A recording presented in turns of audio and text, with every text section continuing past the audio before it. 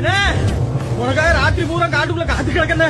நேற்று ராத்திரி அந்த சொடல நம்ம வீட்டுக்குள்ள பூந்து மாமாவையும் பொம்பளையாலையும் அடிச்சு சாமச்சட்டெல்லாம் பிறக்கி வெளியே போட்டான். பொம்பளையிலுமா அடிச்சானுவா? ஆமாண்ணே, அவங்களையும் அடிச்சுட்டான். ஹாஸ்பிட்டல் சேர்த்திருக்கோம். பச்சம்மா அவனு அது தெரிஞ்சு மாமா பின்பக்கமா அனுப்பிச்சு விட்டாரு. அடவு வச்ச ரூபாயும் கையில் கொடுத்து விட்டாரு. எங்க போனாவும் தெரியல. மாமாக்கு அவங்களை பாத்துக்கிட முடியல, ரொம்ப வருத்தம். உங்ககிட்ட மன்னிப்பு கேட்க சொன்னாரு. உங்களை எல்லாம் அம்பாங்குலையா இழுத்து விட்டு சங்கடப்படுறதுக்கு நான் தான்ப்பா மன்னிப்பு கேட்கணும். இந்த மாதிரி சமயத்துல தங்க இடம் கொடுத்ததுக்கு நன்றி சொன்னேன் மாமாட்ட சொல்லு. நமக்குள்ள எதுக்குண்ணே நன்றி இல்ல, பத்திரமா இல்லைண்ணே.